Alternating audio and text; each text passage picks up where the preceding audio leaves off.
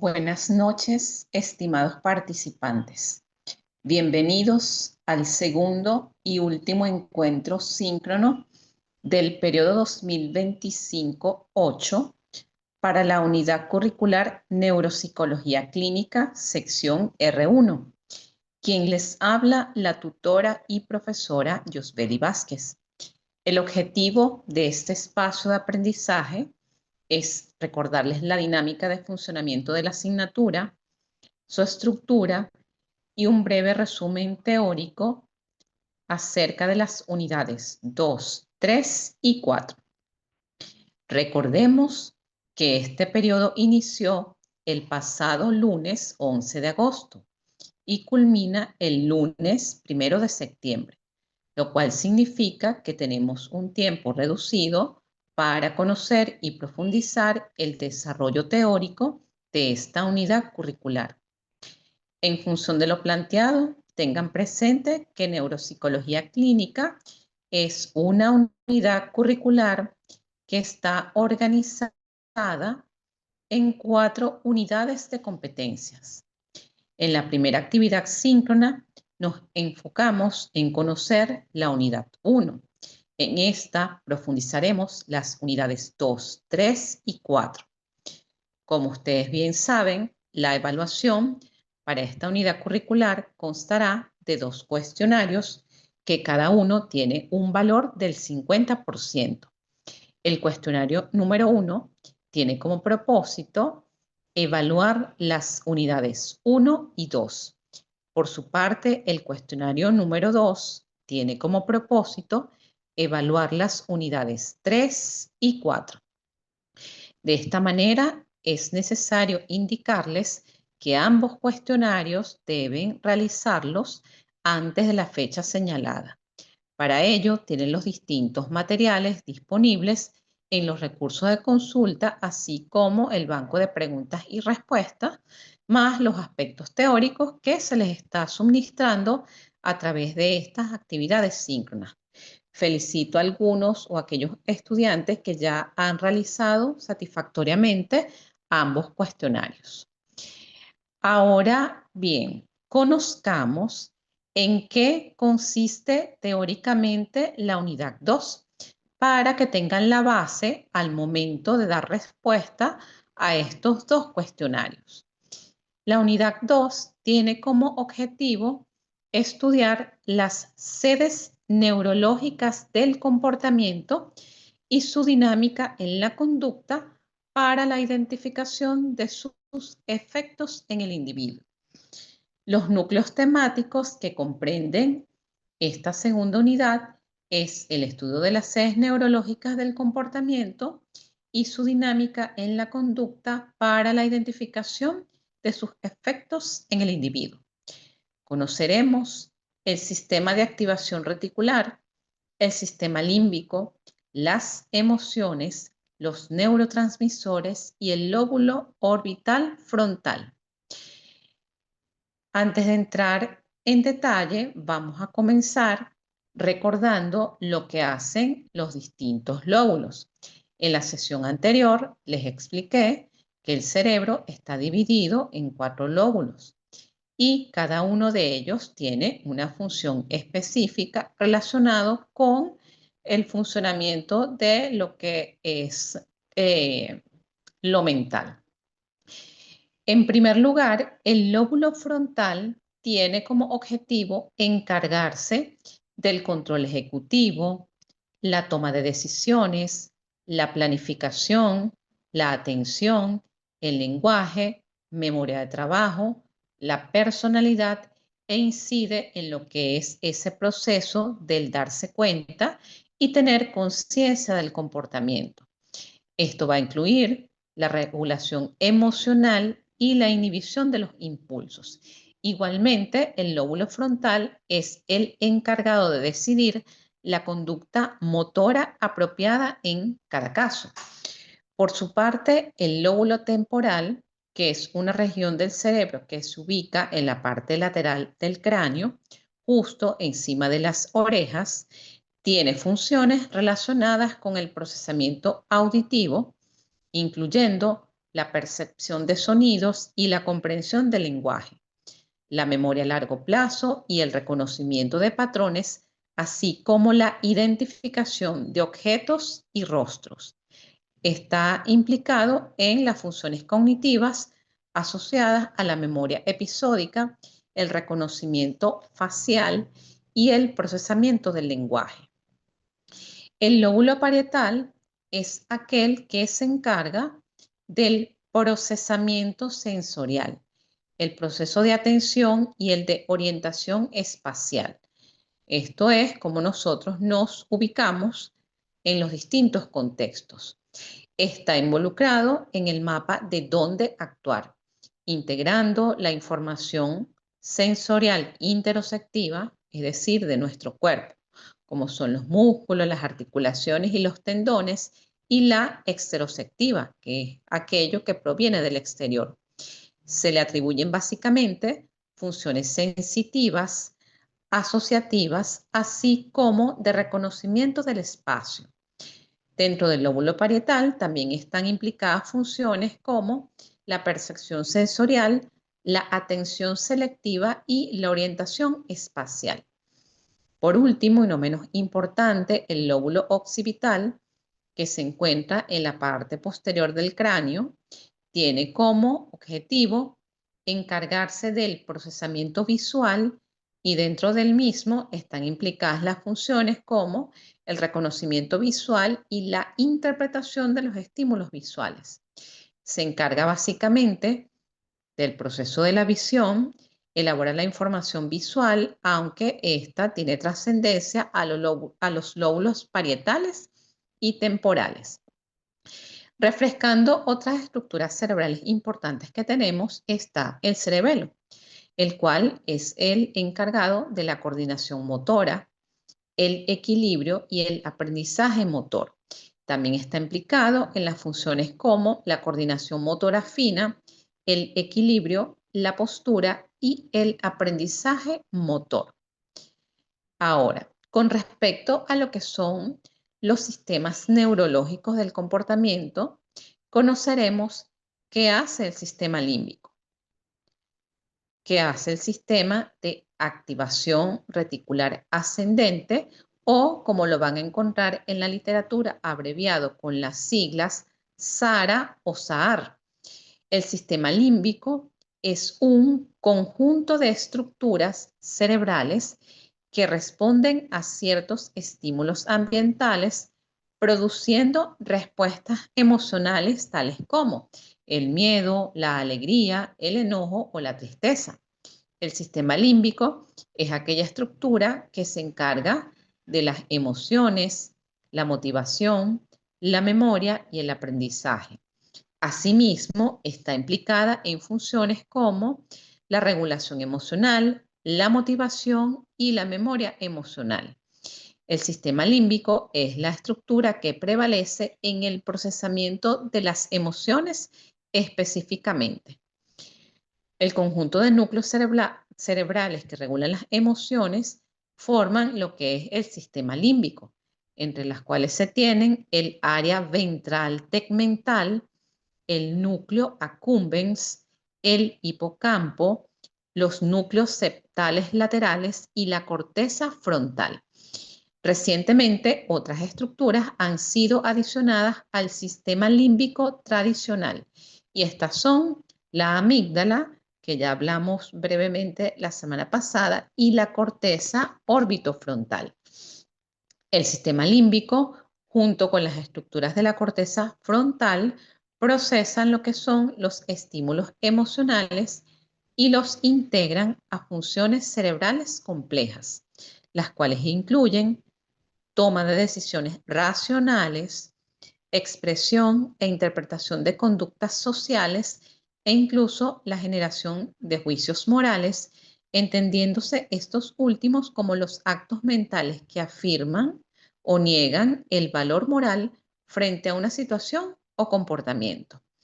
De manera general, las alteraciones en el sistema límbico pueden provocar distintos trastornos emocionales como lo son la ansiedad y la depresión. La importancia de esta estructura radica en su influencia en la toma de decisiones y en el comportamiento motivado. Ahora hablaremos de lo que es el sistema de activación reticular ascendente, SARA o SAAR. Este se define como aquella red de neuronas que conecta el tronco del encéfalo con la corteza cerebral. A su vez, este sistema de activación reticular ascendente está formada por los núcleos reticulares, los núcleos talámicos y la corteza cerebral. Está formado por un conjunto difuso de neuronas situadas en el tronco del encéfalo y que tienen como función principal el mantenimiento del estado de alerta. El sistema reticular envía proyecciones a los núcleos intratalámicos, que a su vez envía otras proyecciones a la corteza cerebral. ¿Cuáles son las funciones del sistema reticular ascendente? Permitir la regulación del estado de alerta y la atención. Tener el control de la conciencia y la vigilia. La integración de la información sensorial que va a incidir en lo que es la dinámica del comportamiento, por lo cual regula la capacidad para enfocarse y mantener la atención. Influye en lo que es la motivación y la iniciativa. Las alteraciones en el sistema reticular ascendente pueden provocar trastornos del sueño, coma, fatiga crónica y problemas de concentración. La importancia de esta estructura radica en que controla la capacidad para enfocarse y mantener la atención. Ahora nos centraremos en conocer una estructura muy importante que es el lóbulo frontal orbital. Esta es una región cerebral que está ubicada en la corteza prefrontal o abreviada con sus siglas CPF. Se encuentra en la parte frontal del lóbulo frontal, justo detrás de la frente. Los investigadores consideran que es la parte más evolucionada y a la vez más compleja de nuestro cerebro. Esta está a su vez formada por la corteza prefrontal dorsolateral, que es la región involucrada en la toma de decisiones y la planificación. Y también está formada por lo que es la corteza prefrontal ventromedial, que incide en lo que es la regulación emocional y la toma de decisiones emocionales. La corteza orbitofrontal se refiere a la porción ventral del lóbulo frontal que se encuentra en la fosa craneal anterior, recubriendo el techo de la órbita ósea. Forma parte de la corteza prefrontal del lóbulo frontal e incluyen las áreas de Brodmann 10, 11, 12, 13 y 14. A diferencia de otras áreas de la corteza prefrontal, la corteza orbitofrontal recibe proyecciones específicamente del núcleo magnocelular medial del tálamo medio dorsal. Está estrechamente relacionada con el bulbo y el tracto olfatorios. Estas estructuras recorren el surco olfatorio que separa el giro recto del giro orbitario medial de la corteza orbitofrontal. Recibe e integra información procedente de todas las modalidades sensoriales, del gusto, el olfato, la soma sensitiva, auditiva y visual, así como información sensitiva visceral y motora visceral. La corteza orbitofrontal funciona como parte de diversas redes cerebrales. Tiene conexiones recíprocas directas con regiones del lóbulo temporal, como la amígdala, la corteza orbital, el hipocampo y otras regiones corticales, como lo es la corteza cingulada, el núcleo caudado, el hipotálamo y el área tegmental ventral. Por lo tanto, la corteza orbitofrontal desempeña un papel importante en lo que es la modulación del comportamiento motivado, el comportamiento emocional y el comportamiento social. ¿Cuáles son las funciones del lóbulo frontal orbital? Incide también en lo que es el procesamiento emocional, social y en la regulación del comportamiento impulsivo, asimismo en la toma de decisiones y la resolución de problemas, en la dinámica del comportamiento, en la regulación de la capacidad para controlar impulsos y emociones y a su vez influye en lo que es la empatía y la comprensión social. Las alteraciones en el lóbulo frontal orbital pueden provocar problemas del control de los impulsos, agresividad o dificultades sociales. Incluso una afectación en el lóbulo frontal orbital puede dar origen a ciertos trastornos de personalidad.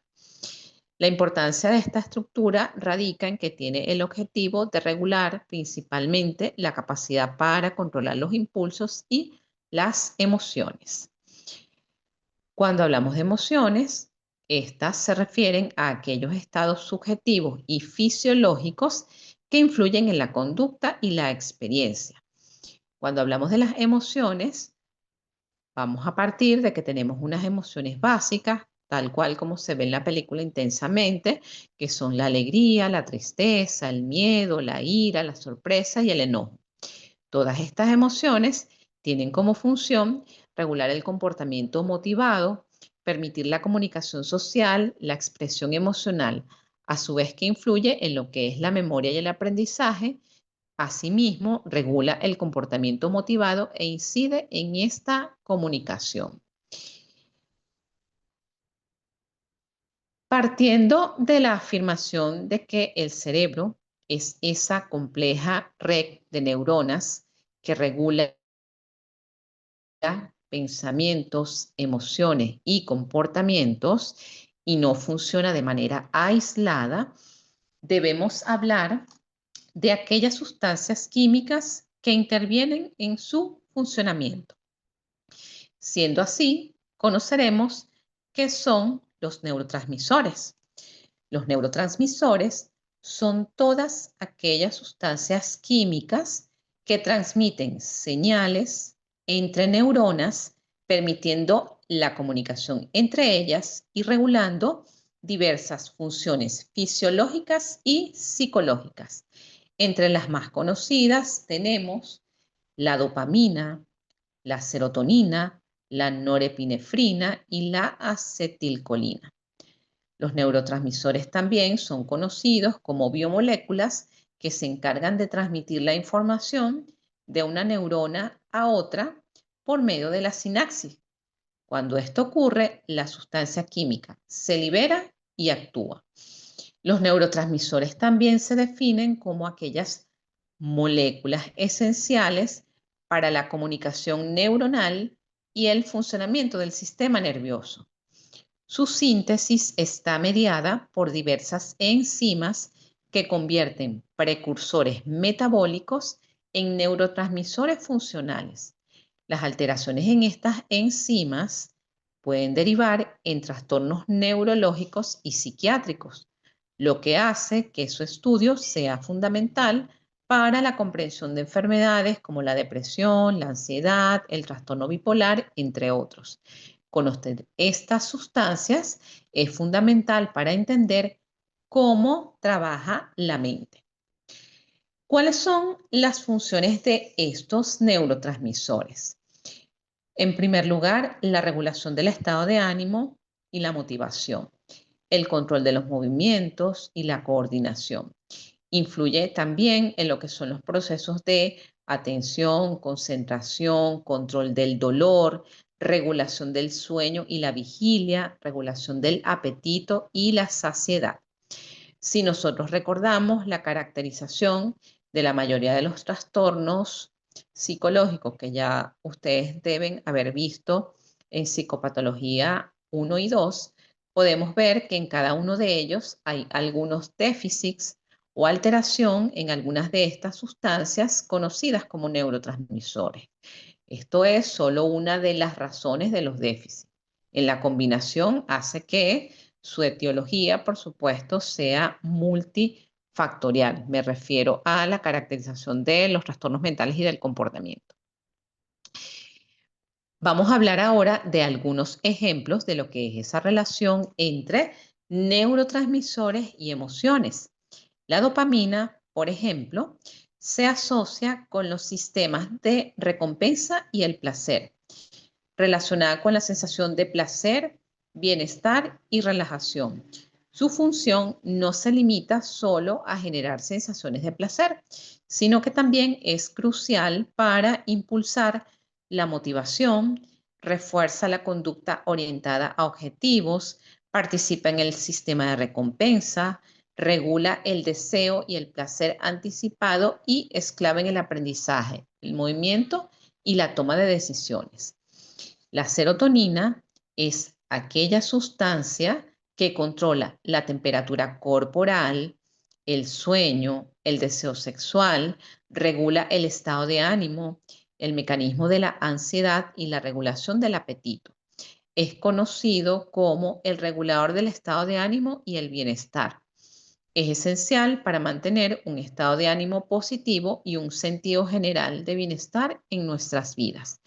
Es un neurotransmisor esencial para la regulación del pensamiento, influenciando a su vez en lo que es la flexibilidad cognitiva, la toma de decisiones y el procesamiento emocional.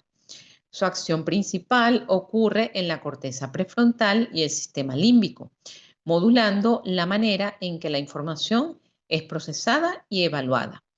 Investigaciones muestran que niveles adecuados de serotonina favorecen la adaptabilidad mental, permitiendo transitar entre diferentes perspectivas y estrategias, mientras que su deficiencia puede generar lo contrario, rigidez cognitiva, indecisión y patrones de pensamiento negativo.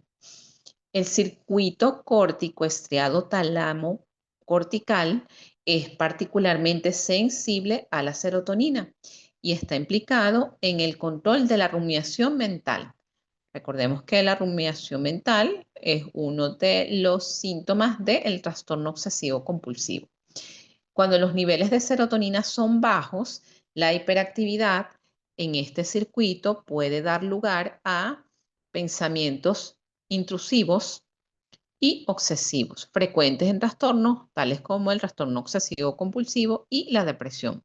Asimismo, su influencia en la amígdala y el hipocampo permite la regulación del sesgo emocional en el pensamiento, favoreciendo un equilibrio entre lo que es la racionalidad y la emoción. La norepinefrina está relacionada con la atención y el estrés y está encargado de aquellas respuestas de lucha-huida. La disfunción de la norepinefrina puede contribuir a los síntomas del trastorno por déficit de atención con hiperactividad o conocido por sus siglas TDAH, la depresión y ansiedad. Por otra parte, la acetilcolina está involucrada en la regulación del movimiento, la memoria y la atención. Facilita la plasticidad sináptica. Esto es la capacidad para fortalecer o debilitar conexiones entre neuronas en función de la experiencia. Regula la capacidad para retener la información, almacenarla y recuperarla en el momento necesario. La noradrenalina desempeña un papel fundamental en el mantenimiento del estado de alerta, la regulación del estrés, la motivación y el procesamiento emocional. Se le ha adjudicado como la hormona del estrés. Se le considera como el impulso de la alerta y la atención. Es esencial para mantenernos alertas, concentrados y listos para enfrentar los desafíos diarios. La melatonina es una sustancia, un neurotransmisor que se produce en la glándula pineal. Incide en lo que es la regulación del ciclo sueño-vigilia, así como en la sincronización de los ritmos biológicos del cuerpo. Es esencial para un descanso adecuado y una buena salud en general. Su disfunción puede incidir en la aparición de trastornos del sueño y los trastornos degenerativos. Las endorfinas son aquellas sustancias que regulan el dolor e inciden en los mecanismos de bienestar emocional. Se consideran como los analgésicos naturales del cuerpo. Son nuestros aliados naturales para sentirnos bien y superar los momentos difíciles. Por ejemplo, la depresión se ha asociado con alteraciones tanto en la serotonina como en la norepinefrina. La ansiedad con alteraciones en la serotonina y GABA. Aquí vamos a ir viendo entonces la relación entre lo que son sustancias, las emociones y su déficit o su aumento influye en las alteraciones o en la aparición de ciertos trastornos mentales del comportamiento. El otro neurotransmisor es el denominado GABA y es el ácido gamma aminobutírico, el cual reduce la actividad neuronal. Es inhibitorio y se encarga de reducir el nivel de excitación de las neuronas. Se le conoce como el calmante natural del cerebro. Es esencial para mantener un equilibrio saludable en el cerebro y promover una sensación de tranquilidad y bienestar. Contribuye al control motor y la visión. En los trastornos del estado de ánimo se han encontrado alteraciones en lo que es la dopamina y la serotonina. Cuando nosotros hablamos de la dinámica en la conducta y el comportamiento, nos estamos refiriendo a toda esa interacción entre todos los sistemas, es decir, todo aquello que permite la coordinación y la comunicación entre todos estos sistemas neurológicos. A su vez, incide en el mecanismo que ya lo hablé en la sesión pasada, conocido como plasticidad cerebral, que no es más que aquellos cambios que se producen en la estructura y la función cerebral debido a la experiencia y el aprendizaje. A su vez, esta plasticidad cerebral está facilitada por el establecimiento y la formación de todas estas conexiones neuronales. El desarrollo cerebral se refiere a la maduración y el crecimiento cerebral en las diferentes etapas del ciclo de la vida. ¿Cuáles serían los efectos en el individuo? Las alteraciones cognitivas inciden en las dificultades en los procesos de atención, memoria, lenguaje, aprendizaje e inteligencia. Las alteraciones emocionales producen cambios en el estado de ánimo, en la motivación y en la expresión de las respuestas emocionales. Por su parte, las alteraciones motoras producen dificultades en la coordinación motora, el equilibrio, y las alteraciones en el área de la personalidad producen cambios en la personalidad y en el comportamiento social. De acuerdo a esta explicación, estamos viendo que todas estas estructuras cerebrales inciden en todas las funciones mentales.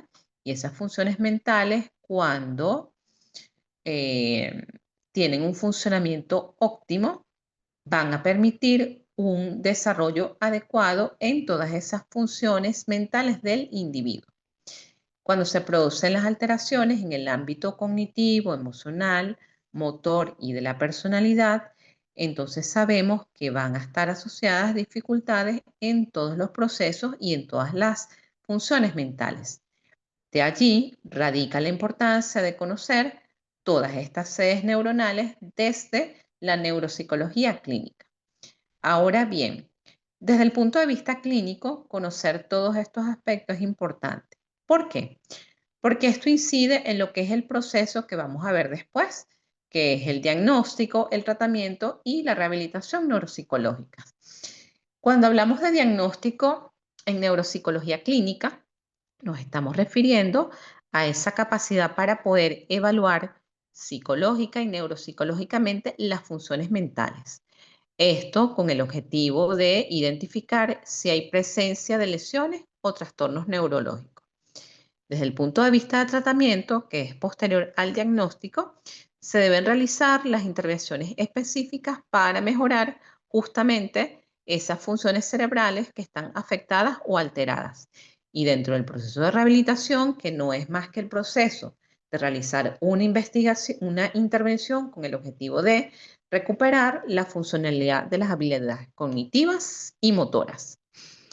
Para concluir este tema de la segunda unidad, podemos afirmar que la neuropsicología, como puede verse, tiene distintas aplicaciones dentro de la psicología. Tenemos la neuropsicología clínica, como se explicó la clase pasada, que va a permitir la evaluación específica y tratamiento de los trastornos neurológicos. La neuropsicología forense, que es otra área de aplicación de la neuropsicología, va a permitir la evaluación de las competencias cerebrales dentro de los contextos legales. Esto a fines de imputabilidad de la persona que está siendo sujeta de evaluación, sea que se trate del victimario como en el caso de la víctima, para poder evaluar la afectación de todas estas funciones mentales. La neuropsicología del desarrollo se encarga de estudiar el desarrollo del cerebro en las distintas etapas de la vida. En este punto, ya para cerrar la teoría de la unidad 2, es relevante indicarles cuál es la bibliografía de consulta. Para esta segunda unidad pueden buscarse el libro Introducción a la Neuropsicología de Ardila y Rosselli. Pasemos a lo que es la unidad 3, cuyo tema son los principios bioquímicos y neuroanatómicos en los trastornos psicológicos, que tiene como objetivo analizar los principios bioquímicos y neuroanatómicos en los trastornos psicológicos y trastornos del neurodesarrollo para establecer sus diferencias.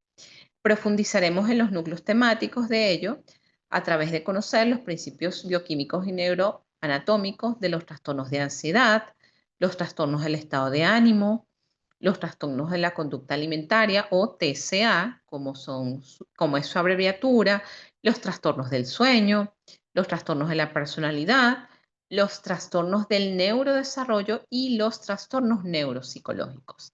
En esta clase no vamos a profundizar en lo que son los signos y síntomas de cada uno de estos trastornos, ya que ustedes deben conocerlos o deben ir conociéndolos a través de las asignaturas Psicopatología 1 y 2. Nos vamos a centrar en cuáles son esos procesos bioquímicos y neuroanatómicos que están asociados a cada uno de estos trastornos. Recuerden que las perspectivas de estas unidades, al menos en neuropsicología clínica, es para que poco a poco nos vayamos familiarizando con algunas particularidades de los trastornos y esto, por supuesto, a fines de esa evaluación e intervención con un enfoque neuropsicológico. En este sentido, podemos decir que el conocimiento acerca de la relación entre cerebro, comportamiento y los procesos cognitivos ha evolucionado sorprendentemente en los últimos años gracias al avance y las investigaciones en las técnicas de neuroimagen, las cuales han permitido explorar el metabolismo cerebral con mayor precisión, tanto en condiciones normales como patológicas. Recuerden que la idea de la neuropsicología es conocer cómo es el funcionamiento normal y a su vez también cómo es el funcionamiento patológico a fines de evaluación, diagnóstico y rehabilitación. Los estudios de resonancia funcional en personas neurológicamente intactas, es decir, que no tienen ningún tipo de daño, han revelado que todos los aspectos de la condición van a depender de la actividad integrada de diversas áreas cerebrales. Por eso han escuchado que los distintos sistemas tienen estructuras similares o comparten estructuras similares o ciertas funciones son realizadas por distintas áreas cerebrales. A esto se refiere esta actividad integrada y como lo señala Hawkes en el año 1994, quien afirma que existen habilidades cognitivas que se encuentran localizadas o lateralizadas en regiones específicas del cerebro. Y en contraste, otras habilidades tienen una base neuronal ampliamente distribuida y las alteraciones en estos dominios no resultan en lesiones discretas, sino en daños más extensos. Es importante entonces conocer los correlatos neuroanatómicos asociados a los dominios cognitivos de la atención, la memoria y las funciones ejecutivas. Siguiendo este orden de ideas, vamos a conocer cuáles son los principios bioquímicos y neuroanatómicos asociados a cada uno de estos trastornos. En lo que se refiere a los trastornos de ansiedad, que ya sabemos que sus síntomas principales son la ansiedad, el miedo, la activación, la hipervigilancia y una cantidad de síntomas fisiológicos. Los neuropsicológicos que están implicados en estos trastornos de ansiedad son la serotonina, el GABA, la dopamina y la norepinefrina. Las regiones cerebrales que están implicadas en los trastornos de ansiedad son la amígdala cerebral y el hipocampo, que tiene que ver con la memoria. Por eso dentro de los trastornos de ansiedad podemos ver que una de las áreas afectadas es precisamente la funcionalidad de la memoria a corto plazo, la corteza prefrontal y del encéfalo. ¿Cuáles son los mecanismos bioquímicos asociados? Se ha determinado que en los trastornos de ansiedad hay alteraciones en la regulación de la serotonina y de la GABA, así como un aumento de la actividad de la norepinefrina. Con respecto a los trastornos del estado de ánimo, ya sabemos que los síntomas pueden estar enfocados en estado de ánimo deprimido, manía o aumento de la conducta motora, irritabilidad, cambios frecuentes de humor, trastorno del sueño, trastornos de la actividad, anedonia, que es la incapacidad de experimentar placer. ¿Cuáles son los síntomas asociados a los trastornos del estado de ánimo? La serotonina, la norepinefrina y la dopamina. ¿Cuáles son las regiones cerebrales inmersas en los trastornos del estado de ánimo? Una vez más, el hipocampo, la amígdala cerebral, la corteza prefrontal y el núcleo accumbens. ¿Cuáles son los mecanismos bioquímicos implicados?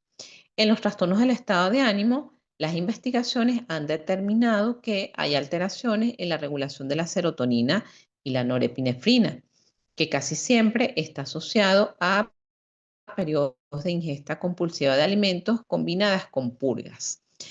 La obesidad, los trastornos del apetito, como en los trastornos compulsivos de ingestas de alimentos, los neurotransmisores que están asociados a estos trastornos de la conducta alimentaria o TCA, que son sus siglas, son la serotonina, la dopamina y la norepinefrina.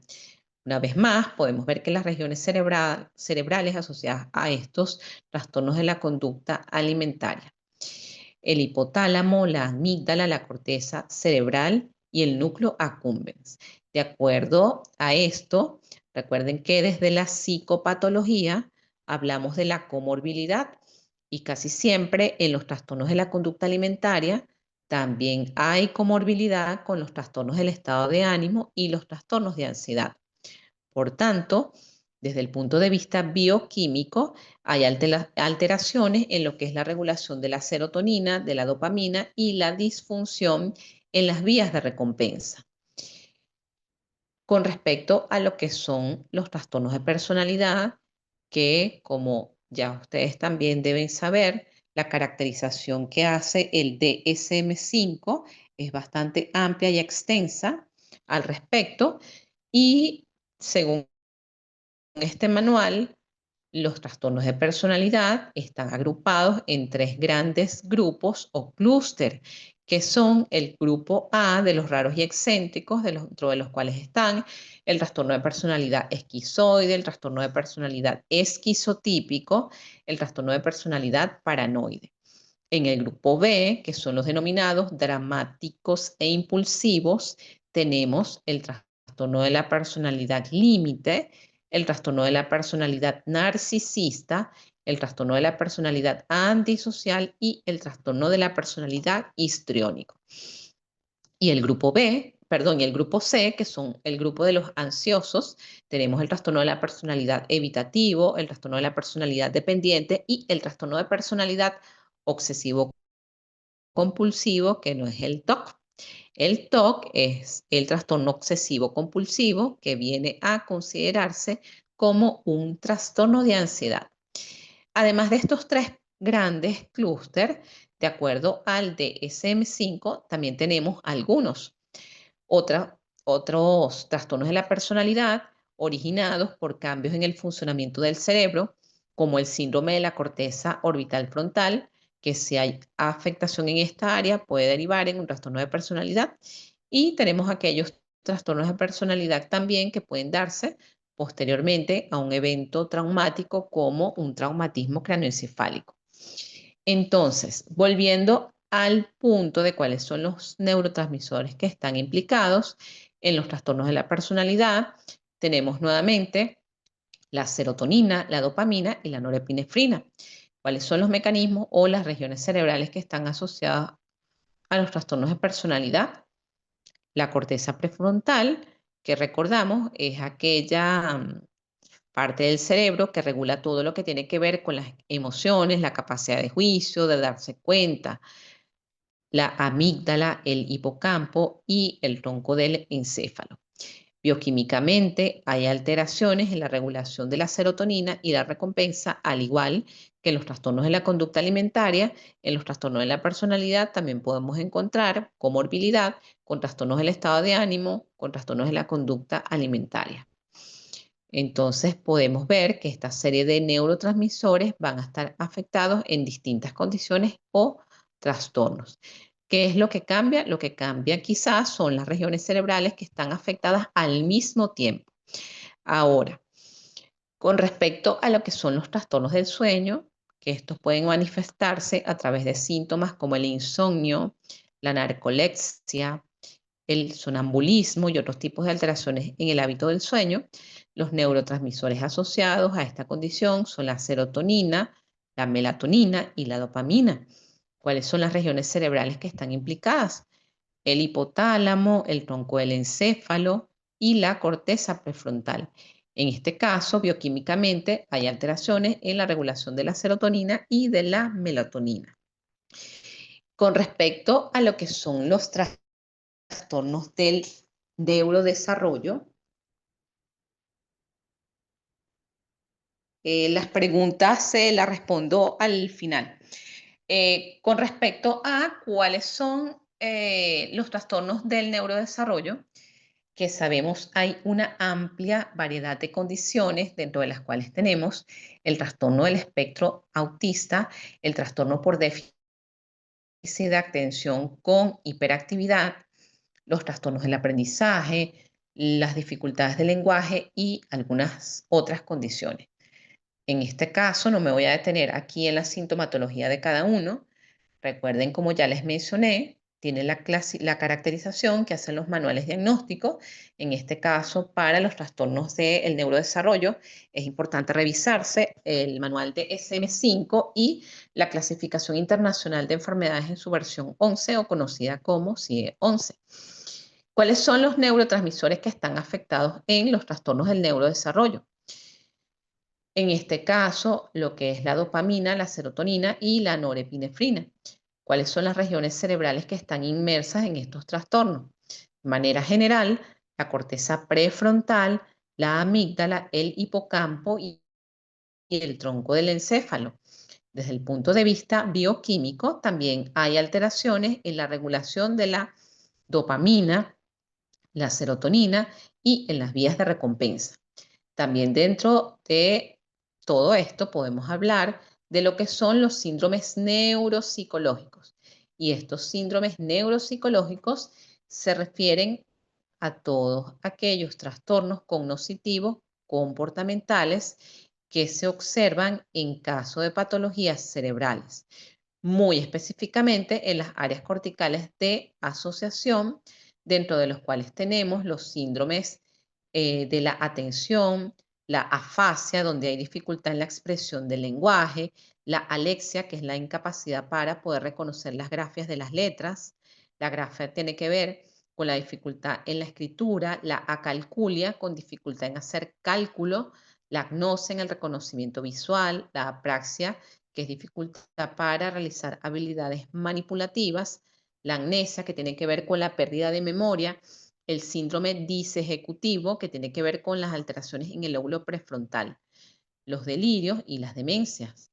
Las demencias, acuérdense que es la dificultad también en el proceso de la memoria, hay una disminución en esa capacidad para memorizar, dentro de las cuales las más conocidas o que mayormente se presentan en la práctica clínica, sobre todo en los adultos mayores, digo adultos mayores entre comillas, porque ya estamos observando que al contrario de o en otros tiempos, ahora ha disminuido o mejor dicho, se han reportado casos en personas menores a 40 años que están empezando a padecer demencia tipo Alzheimer. Esto tiene que ver más con elementos del contexto y de alimentación, porque siendo una función mental o una de las funciones mentales, las últimas que se pierde es la memoria. Entonces hay que evaluar esos casos donde se presenta un Alzheimer de inicio temprano, como le llaman. En este tipo de trastorno hay un deterioro progresivo de todas las funciones mentales asociadas a la memoria. Es importante destacar que todos estos trastornos son complejos, son multifactoriales, es decir, no existe un solo factor que lo cause, sino que hay distintas causas, distintos orígenes. Los que les estoy mencionando de las sustancias relacionadas con los neurotransmisores son solo una parte de darle una mirada a todos estos trastornos. No podemos decir que un déficit de una sustancia produce tal cosa, sino que es una combinación de varios aspectos. Por eso hablamos en los trastornos de multifactorialidad. Esto puede dar lugar a estos tipos de trastornos que ya hemos mencionado con su respectiva comorbilidad. La comorbilidad es que nosotros podemos tener o pueden coexistir varios trastornos psicológicos, mentales y del comportamiento en una misma persona, y otra persona puede tener esos mismos diagnósticos sin que los síntomas se parezcan. Y esto es por la diversidad que hay en esa caracterización de cada trastorno. Ahora, tal como lo hemos mencionado, la neurobiología es solo una parte de la ecuación, pero que para nosotros los psicólogos es importante de conocer, porque esto nos va a permitir a través de la evaluación neuropsicológica poder conocer si un área está afectada. Pues, ¿por dónde podría apuntar el diagnóstico? La psicología, la sociología y la medicina también juegan un papel importante en la comprensión y el tratamiento de estos trastornos. Las nuevas tendencias de investigación dan cuenta de la importancia de cómo el contexto ambiental y el contexto social inciden e influyen en la mejoría de estas condiciones o en el agravamiento de estas condiciones. Por eso no podemos aislar solamente los conocimientos de la psicología y la neuropsicología, sino que también la neuropsicología implica una integración de las distintas disciplinas como con la neurología pura, la psicología y la medicina. Es importante que para esta unidad puedan revisar la sinopsis de psiquiatría realizada por los autores Saddon y Kaplan y los manuales de psicopatología. El más conocido es el de Sandin, Belloc y Ramos, que al menos en la universidad o en nuestra universidad es un material de referencia para varias unidades curriculares, ya que en este son manuales, es un manual de psicopatología donde se describen pues todos los aspectos semiológicos, psiquiátricos que nos va a permitir pues también una comprensión de todos estos trastornos y no de uno solo. Ahora bien, con respecto a la última unidad, cuyo tema son los programas de rehabilitación desde una perspectiva neuropsicológica, la cual tiene como objetivo el diseño de programas de rehabilitación psicológicos orientados a mejorar la calidad de vida e integración sociolaboral en el paciente. Conoceremos de manera breve cuáles son o cómo son los programas de rehabilitación desde una perspectiva neuropsicológica, dentro de las cuales tenemos que considerar cómo es la evaluación, cuáles son los tests y las pruebas neuropsicológicas mayormente utilizadas y cómo es ese plan de intervención neuropsicológico. El diseño de programas de rehabilitación neuropsicológica implica varios pasos claves para mejorar la calidad de vida y la integración sociolaboral de los pacientes. ¿Por qué hablamos de calidad de vida? Porque la alteración de las funciones mentales inciden y alteran la calidad de funcionamiento del paciente. porque hablamos de integración laboral, sociolaboral, porque la mayoría de estas condiciones pueden generar situaciones incapacitantes aún en pacientes jóvenes y sobre todo porque estas tienen que ver con una dificultad en la memoria que reducen esa capacidad de funcionamiento en la vida cotidiana. Bárbara Wilson, quien es la máxima autoridad en la rehabilitación neuropsicológica, define a este proceso como el conjunto de técnicas que tienen como finalidad mejorar el estado cognitivo, emocional, psicosocial y comportamental de una persona que ha sufrido un daño cerebral adquirido.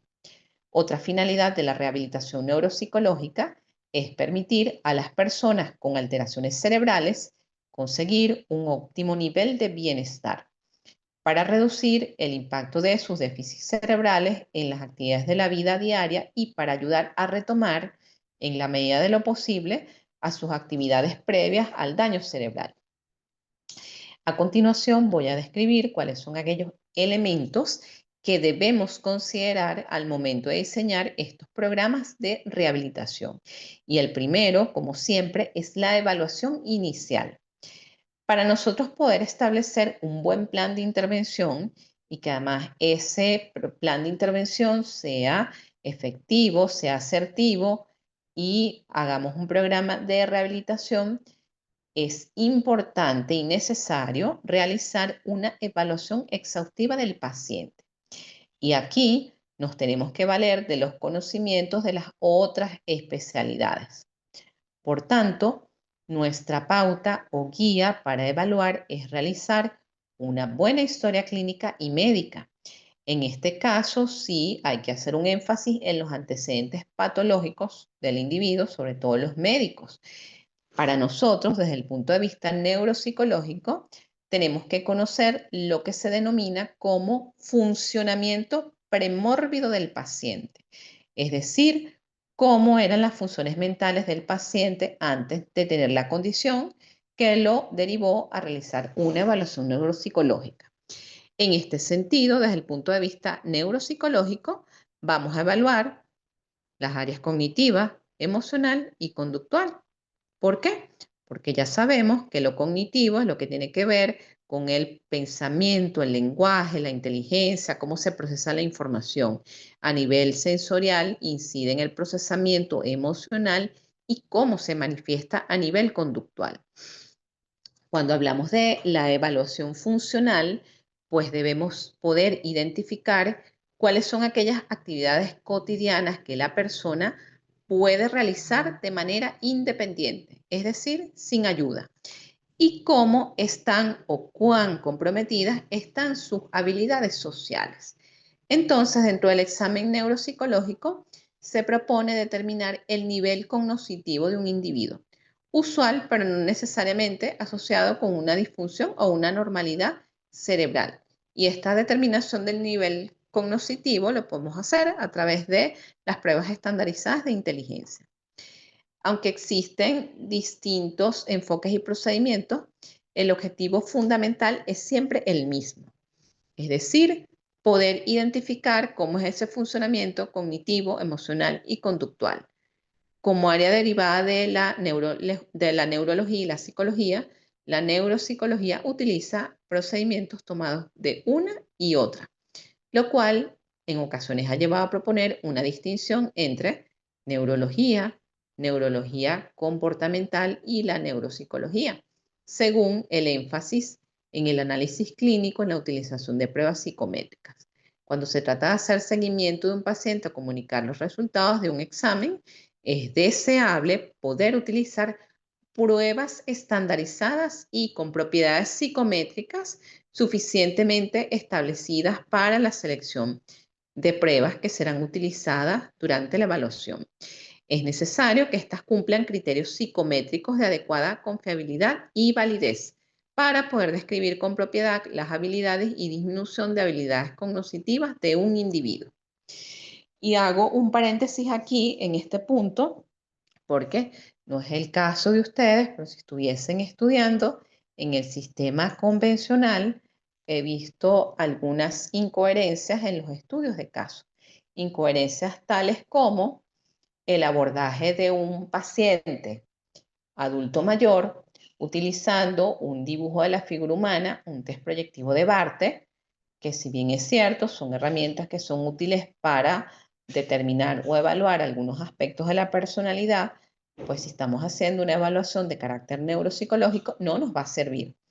Entonces, ¿qué hacemos? Ubicamos aquellos tipos de pruebas o test psicométricos que sean objetivos, que estén estandarizados.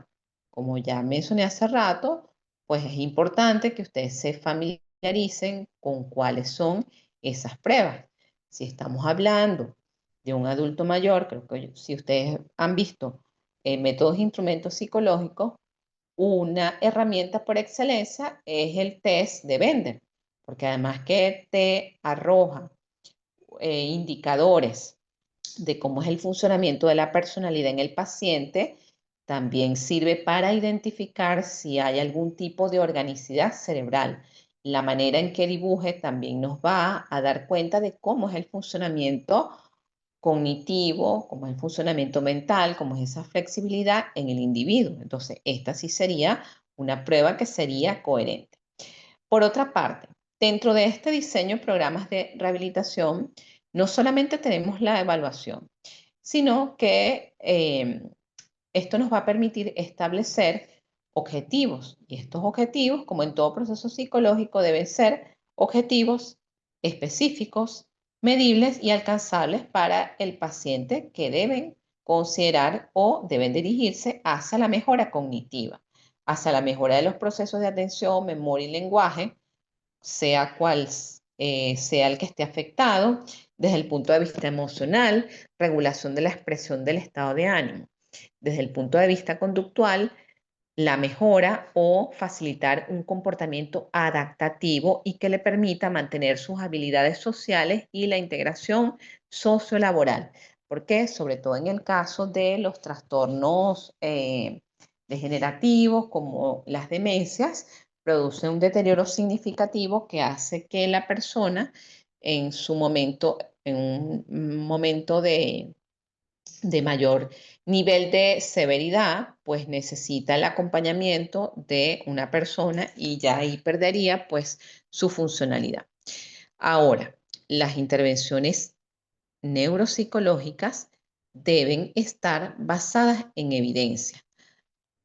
No recuerdo si alguna de las participantes que están en sala me había hecho la pregunta de cuáles eran, algo así como, cuáles eran las terapias recomendadas o los enfoques. Por ejemplo, ahora se habla de que estas intervenciones neuropsicológicas deben estar basadas en la evidencia. Ya sabemos que de acuerdo a los parámetros de la APA, que es la Asociación Americana de Psicología, que es la que regula el ejercicio profesional del psicólogo a nivel mundial. Estos enfoques o tareas basadas en la evidencia son las derivadas del enfoque cognitivo-conductual. Por ejemplo, la terapia cognitivo-conductual es la terapia empírica basada en evidencia por excelencia, ya que hay distintas investigaciones que han permitido comprobar su eficacia y su efectividad.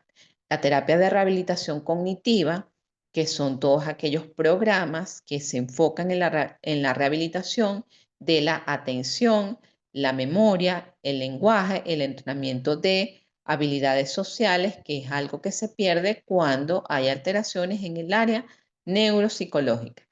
Y la terapia ocupacional, por supuesto, esa terapia ocupacional la va a hacer el especialista en el área en conjunto con las pautas que nosotros le demos. El diseño de programas específicos debe ser un programa individualizado y personalizado.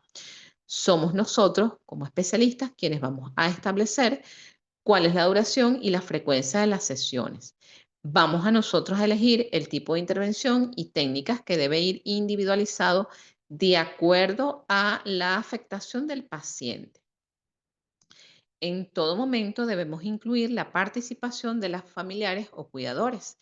Por lo tanto, la psicoeducación aquí es un elemento importante en relación con caracterizar el trastorno que tenga diagnosticado la persona, cuáles son las intervenciones que se han encontrado que son más efectivas para ello, el seguimiento, la evaluación continua. Porque en todos los procesos, sobre todo en los procesos de intervención neuropsicológica, es importante la evaluación inicial, pero también la evaluación posterior a la intervención, la implementación y el seguimiento. El seguimiento es implementar el programa, realizar el seguimiento regular, pudiendo en lo posible ir ajustando las intervenciones según las necesidades emergentes del paciente, proponiendo objetivos y metas según sea el progreso del paciente. La evaluación final no es más que volver a realizar la evaluación inicial, y esto con el objetivo de poder evaluar el progreso de los objetivos, identificar cuáles han sido las mejoras en la calidad de vida y en la integración sociolaboral. Ahora, existen algunos programas, si quiere decirse estándar, para la neuropsicología. Podemos mencionar pues los programas de rehabilitación cognitiva para aquellos pacientes con lesión cerebral traumática. Cuando hablamos de lesiones cerebrales traumáticas, son aquellas personas con traumatismos cráneoencefálicos, personas que han sufrido accidentes isquémicos o cerebrovasculares. Tenemos los programas de la terapia cognitivo-conductual para pacientes con trastornos de ansiedad, los programas de entrenamiento en habilidades sociales para pacientes con el trastorno del espectro del autismo, que es un trastorno del neurodesarrollo. ¿Cuáles son los recursos y materiales de los cuales nos valemos? Pues tenemos los manuales de terapia neuropsicológica, las pruebas y escalas de evaluación neuropsicológica, los software de rehabilitación neuropsicológica y la colaboración y la integración con otros profesionales de la salud. Estos otros profesionales de la salud son psiquiatras, neuropsiquiatras, neurólogos, médicos internos, todo el grupo de especialistas que atienda a ese paciente. Uno de los aspectos que debemos tener presente es conocer cuáles son las pruebas neuropsicológicas mayormente utilizadas a nivel clínico. Vamos a comenzar por esta que la deben haber visto ustedes en psicopatología. El MMS, que es la evaluación mínima del estado mental, que consiste en la evaluación de las funciones del estado mental, de Folstein y Folstein. Es una prueba de cribado o de screening neuropsicológico para nosotros poder identificar de manera rápida cómo están las funciones mentales de manera general. Esto en el caso de lo que son los adultos mayores, porque casi siempre, a menos que nosotros sospechemos que una persona, un paciente, viene por una condición neuropsicológica, entonces nosotros podemos aplicar este examen mínimo del estado mental, o también podemos valernos del MOCA, que es la evaluación cognitivo Montreal, que también es una prueba de screening o cribado y que sirve para conocer también cómo están las áreas de funcionamiento cerebral. Y de acuerdo a su puntaje, nosotros podemos evaluar la presencia de daño cognitivo o no. De manera excelente está el protocolo de Luria o la batería neuropsicológica de Luria. Esta va a permitir detectar la presencia de patología neuropsicológica de una manera sencilla y rápida. Existe una adaptación del protocolo de Luria realizada por investigadores de la Universidad Central de Venezuela. Este es un protocolo breve que dura 10 minutos. Se puede utilizar en adultos mayores a 15 años con un nivel educativo igual o mayor a sexto grado y tiene ítems que exploran distintas funciones y localizaciones. Es utilizada para evaluaciones pre y postoperatorias. Con respecto a lo que son las pruebas cortas de evaluación neuropsicológica, estas pruebas nos van a permitir discriminar cuál es el funcionamiento actual de las funciones mentales del paciente. Por ejemplo, hablé de la adaptación del protocolo de Luria porque la batería de Luria de Halstead-Reitan es una batería muy larga. Arroja muchísima información, pero el costo en tiempo es bastante extenso y en algunas ocasiones suele redundar en la evaluación de los mismos ítems.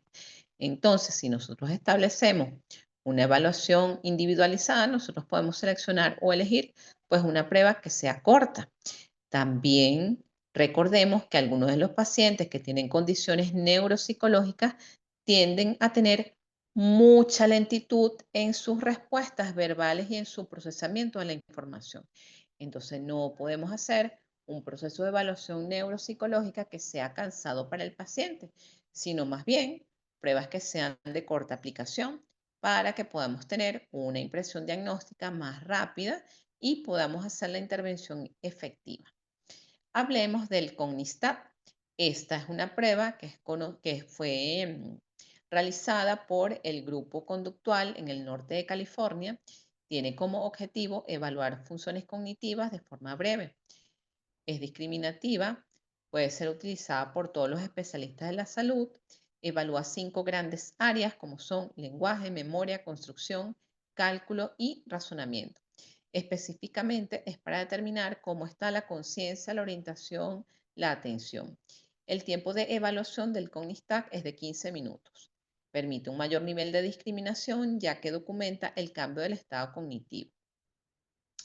Tiene sustento válido y teórico, sus resultados son bien recibidos por los especialistas médicos y esta prueba es utilizada en diferentes muestras de investigación, como han sido los casos de las demencias, los accidentes cerebrovasculares, en pacientes con abuso de sustancias, en traumatismos cráneoencefálicos y en alteraciones psiquiátricas. También tenemos la prueba denominada EXIT. El EXIT es una prueba que evalúa las funciones ejecutivas del lóbulo frontal. Fue diseñada por Donald y Ryan en el año 1992. Su tiempo de administración es de 15 minutos, consta de 25 ítems. Cada ítem recibe una puntuación de 0 a 2. 0 sería una ejecución normal, 1 una realización equivocada con ayuda y 2 una realización francamente alterada. Entonces aquí podemos visualizar que personas normales pueden puntuar entre 0 y 5 y arroja un puntaje global de 50, siendo un punto de corte para un adulto joven rara vez supera el 5 del 50. Cuando estamos hablando de 5 y 15, esto podría sugerirnos que hay una disfunción en las funciones ejecutivas. ¿Cuáles son las ventajas del uso de esta prueba? Es una prueba breve de funciones ejecutivas, aumenta la discriminación al utilizar con pruebas convencionales de despistaje. Por otra parte, tenemos el EXIT-2. Esta es una prueba que permite evaluar otras áreas que no se evalúan en la prueba tradicional, como la fluidez, el diseño, la fluidez verbal, comandos complejos, orden serial invertida, conteo, conducta de utilización, percepción temática, memoria de distracción, interferencia. Podemos evaluar lo que son las conductas automáticas, las persistencias motoras, los reflejos, las ecopraxias y las secuencias manuales. Por otra parte, tenemos pruebas como el NeuroSI, el BNCE, que algunos lo llaman el Miniluria.